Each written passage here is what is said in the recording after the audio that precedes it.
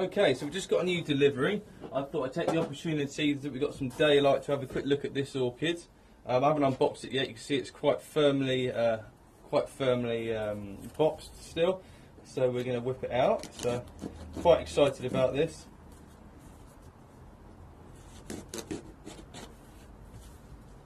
Just zip the sticky tape off of it. It's another miniature orchid because I love miniature orchids. They hardly use any space. I find them really interesting.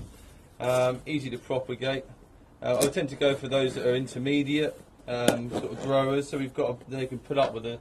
I find my experience is if we buy intermediate orchids, they've got a bit of leeway. They're not quite so super fussy on the weather they'll or the climate that they'll tolerate.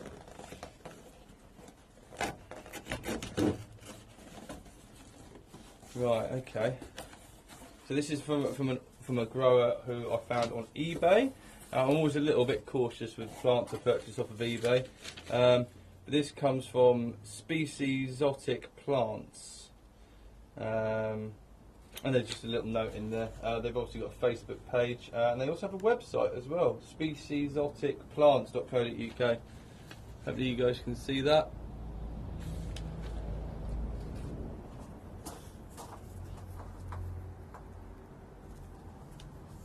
Just make sure you guys are zoomed in. You can see what we're about to have a look at. Aha!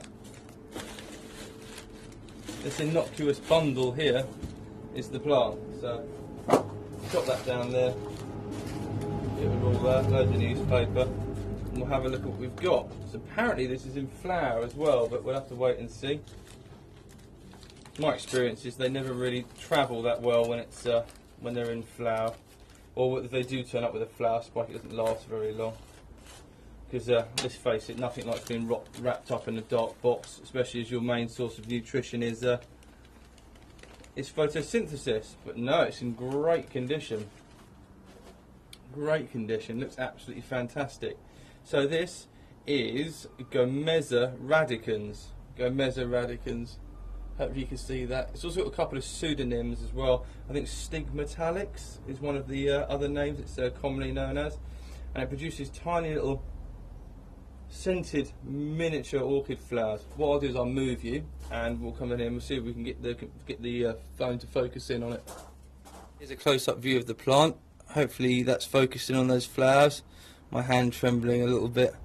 What I'll do is I'll rest the plant down and we'll go in for a bit of a closer look.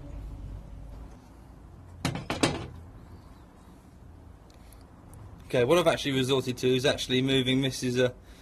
Bulbophyllum Elizabeth Ann Buckleberry. Just back you up a little bit so we can get it in focus. There we have it. That seems to have auto-focused quite happily there. You can see the dog in the background. So this is Gomesa radicans. It's native to South America, where it grows on branches and epiphytically on trees. It's an intermediate grower. It likes semi-shade and lots of frequent watering, but it produces these tiny little flowers. If I put my finger next to one for a comparison, you can see how tiny they are, but they're beautifully scented. They've got like a slightly sweet, almost like a peppery sort of aroma to them. Very twee little thing. Apparently it grows very happily mounted, although I'm of a I think I'm probably going to mount it in one of my put it in one of my orchid pots, I think. So we'll do a little video on potting this guy up. So yeah, a healthy and very attractive. Unfortunately, what I've had to do there is I've actually had to actually come out a 4K recording there. The phone was getting too hot and it was complaining, so we're just in plain old HD at the moment. We'll just try and zoom in on some of those flowers. See if you can already see the immediate drop in quality.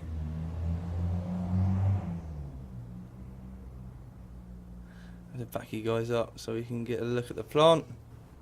So there we have it, another great little orchid, lots of watering, mounted, possible, spreads via rhizomes, doesn't tolerate bright light, and it's an intermediate grower. So yeah, another video coming up. We'll pop this guy up and we'll get to have a look at the root system inside the pot. So remember, if you like these videos and you want to see more, don't forget to give us a like, and if you feel like it, subscribe. Thanks for watching.